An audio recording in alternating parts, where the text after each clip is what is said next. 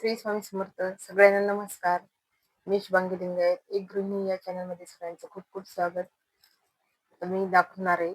माझे 8-15 दिवसात खूप परेशानी झाली आणि काय काय करावं लागलं. इकडे गावाला जा, तिकडे गावाला जा आणि लग्नाचे ब्लाऊज, लग्नाचे बांगड्या मी दाखवलेलेच आहे. आणि एवढं म्हणजे तसं तर माझे महिना दीड महिना झालं खूप परेशानी व्हायली. आणि हे सगळं करतं माणूस म्हणजे 2-4 पैसे मिळण्यासाठीच हे सगळं काही करावं लागतं. पैसे मिळवण्यासाठी काय काय करावं लागतं माणसाला आणि पैसे जर नाही मिळाले तर आपलं घर कसं धकणार हे त्यामुळे करावंच लागतं. मुलांचे शिक्षण आणि एकट्याच्या ह्याच्यावर काही होत नाही. त्यामुळे एवढं करावं लागतं. आता व्हिडिओ बनवत होते तेवढ्यातच कस्टमर आले तर व्हिडिओ थांबवून मला तिकडे जावं लागतं. असं कधी-कधी एवढी परेशानी होते ना, तर व्हिडिओ पण कधी-कधी करणं होत नाही. आणि बिझनेस करायचं म्हटलं की जेवता-जेवता उठावं लागतं, स्वयंपाक करता-करता उठावं लागतं. काहीही कामं हातातलं सोडून पहिले कस्टमर करावं लागतात. नाही म्हणायला जमतच नाही आणि आपल्याकडे दुकान आहे म्हणूनच कस्टमर येतात. तर बिझनेस करायचं म्हटलं की सोपं नाही. खूप धावपळ होते. त्यातले त्यात सण, मग इकडे-तिकडे काही लग्न कार्यक्रम असले की जावंच लागतं आणि आत्या-मामाला काही जाणं होत नाही. तर आमच्या दोघांनाच आता हे पण जास्त काही येत नाही, पण मलाच जावं लागतं. मग दुकान बंद करून जावं लागतं. आणि कार्यक्रमालाही जाणं आवश्यकच आहे. जवळचे कार्यक्रम हे सांगतात. तर कार्यक्रमाला आवश्यकच जावं लागतं. तर मी 8-15 दिवसात कुठे-कुठे कार्यक्रमाला गेले आणि कुठे गावाला गेले. घरी माझे पाहुणे, आजी-आजोबा, बहीण आणि नंतर आमच्या सासूबाईंचा कार्यक्रम होता याचा सेवापूर्ती सोहळ्याचा. तिकडे गेले. तर तुम्हाला पुढे दाखवतेच मी कुठे-कुठे गेले तर. तर चला. तर महिना झाला ब्लाऊज शिवत होते आणि नंतर बांगड्या भरायला 2-3 ठिकाणी गेले आणि आज मी चालले हळदीच्या कार्यक्रमाला. हळदीचा कार्यक्रम 5 वाजताच बोलवलंय, पण आम्हाला काही आणखीन माझं आवरलं नाही. दिवसभर कस्टमर करत बसले आणि मग निघता-निघता एवढी घाई झाली ना, आता कस्टमर सोडून पण जाता येत नाही. तर त्या मैत्रिणी आवरून बसल्या होत्या. माझं काही आवरलंच नव्हतं, तर पटकन मग आवरलं. तेवढ्यात पाऊस पण आलेला होता. आम्हाला वाटलं उशीरच झाला काही की हळदीच्या कार्यक्रमाला, पण उशीर झालेला नव्हता. तर बरोबर आम्ही वेळेला गेलोत आणि काहीच तिथं तयारी नव्हती सध्याची. सुरुवातच होती.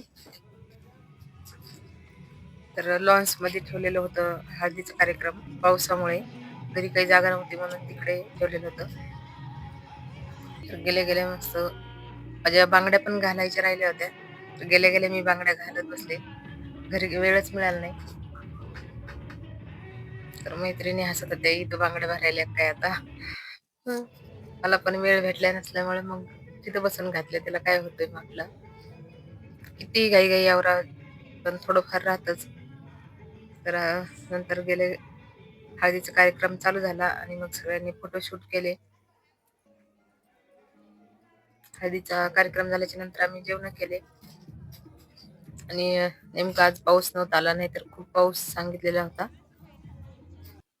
घरी यायला रात्री 10 वाजले आणि मग सकाळी संध्याकाळचं लग्न आहे म्हणून आम्ही दुपारी 2 वाजता निघलो. परत सकाळी आवरायचं, घरी स्वयंपाक करून ठेवायचा सगळ्यांसाठी, घरचं आवरायचं. अशी धावपळ करून तेव्हाही माझं आवरलंच नाही. शेवटी माझं आवरतं कारण की कस्टमर करत ना मला उशीरच होतो. तिथं पण एवढ्या घाई-घाई आवरलं आणि मग निघालो. तर ह्या माझ्या कॉलनीतल्या मैत्रिणी आहेत सगळ्या. एका निमित्तानं सगळ्या कॉलनीतल्या एकाच गाडीमध्ये होतो आम्ही.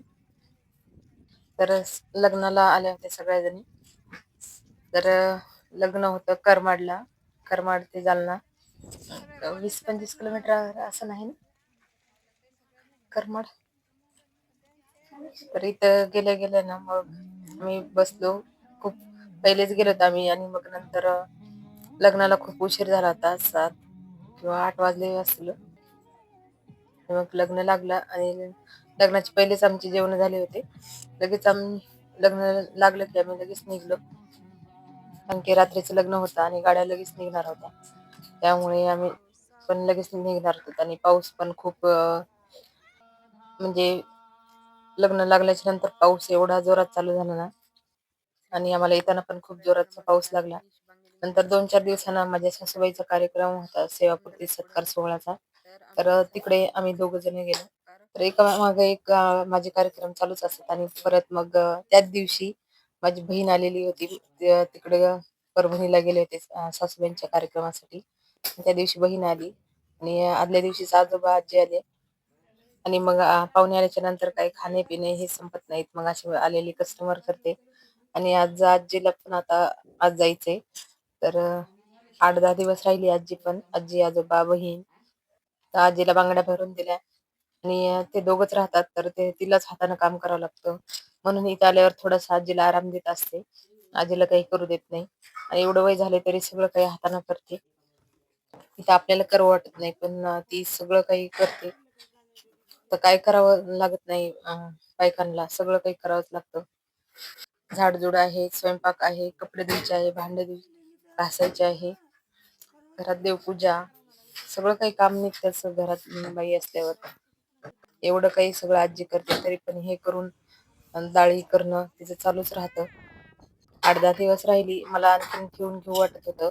पण करणार काय आता, ज्याच्या त्याच्या घरी जावंच लागतं कधी ना कधी, किती दिवस जरी ठेवून घेतलं तरी. आणि तिलाही जावं वाटत नव्हतं. ते दोघेच राहतात म्हणून त्यांना काही करमत नाही. त्यांना वाटतं की इकडे-तिकडे जावं, लेकीच्या घरी, नातीच्या घरी जावं. पण वय झाल्यामुळे सारखं-सारखं जमत नाही. तर आम्हीच कधी-कधी भेटीला जात असतो. पण ह्यावेळेस तिचीच 2-4 वेळेस भेट झाली, त्यामुळे काही गेली नाही मी आजोळी. तर आजीच आल्यामुळे आजीची भेट झाली. तर आज मी त्यांना बसवून दिलं. डायरेक्ट गाडी होती म्हणून तिला थोडंसं उशिरा बसलेलं. 5 वाजता गाडी असते आणि हिला जायचं होतं आता माजलगावला. रात्री खूप उशीर होणार होता. आजी गेल्याच्या नंतर खूप वाईट वाटत होतं आणि आजी-आजोबांना खूप लाड केलेले आहेत आमचे लहानपणी. कोणतीच आजी एवढे करीत नसेल लाड. माझी आजी खूपच लाड करत होती आणि आता आपण त्यांचे लाड नाही करायचे तर कधी करायचे? कितीही त्यांना वय झालंय, येऊ नका म्हणतो आम्ही पडताना. तर तरी पण येतातच. त्यांना भेटू वाटतं म्हणून. आम्ही येतो तुमच्या भेटीला, पण नाही गेलं की तेच येतात. आणि मलाही या कामामुळे जमत नाही. दुकान, घरचं काम, आत्याला जास्त काम होत नाही. त्यामुळे काही सारखं-सारखं जाणं होत नाही माझं पण. आजी-आजोबाला बसवून दिलं आणि आता बहिणीला पण जायचंय. तर भाऊजी आले होते. तर आमच्या रामचा नवस होता. तर माझ्या बहिणीला खूप दिवस मूलबाळ नव्हतं, त्यामुळे नवस केलेला होता. तर गणपतीच्या पाया पडायला आनंद आणि पेढे वाटण. जालना जिल्ह्यातलं राजुरीचं मंदिर आहे. आम्ही आज तिकडे गेलो. तर बहिणीला रात्री जायचं, तर इथून दर्शन केल्याच्या नंतर तिला रात्री बसायचंय. ते करत-करत पण आमचे घरून आवरायचं, तिकडून आल्यावर आवरायचं आणि नंतर तिला जायची तयारी. तिला पण स्वयंपाक करून द्यायचा, जेवण करायचे आणि मग निघायचं. अशी झाली धावपळ. त्याच्यातच कळत नाही. तर माझं खाणं-पिणं आणि दुकान सांभाळणं हे करत-करत आणि त्यातल्या त्यात आमचा राम पण इतकं धिंगाणा करत होता, तर त्याच्यासोबत पण धिंगाणा करावा वाटत होता मला. शिवण्याला काही माझा हातच लागला नाही. बाकीचे एक्स्ट्राची कामं फक्त दुकान आणि घरदार सांभाळणं असं केलं. आणि कुठे गावाला जायचं म्हटलं की घरचं आवरून जायचं. परत काही कामं राहिलेली तिथून आल्यावर करायची. आणि हे करत-करत धावपळ करून-करून खूप थकवा येतो. असं झोपून राहावं वाटतं, पण झोपायला काही वेळ मिळत नाही. थोडं काही झोपलं की लगेच कस्टमर येतात. आराम करा म्हटलं की आराम करता-करता पळावं लागतं. घरीच दुकान असल्यामुळे कधी पण कस्टमर येतात तर उठावंच लागतं. तर अशी झाली माझी धावपळ. कसे वाटले कार्यक्रम तुम्हाला नक्कीच सांगा. आवडला असेल तर लाईक आणि सबस्क्राईब करा. बाय.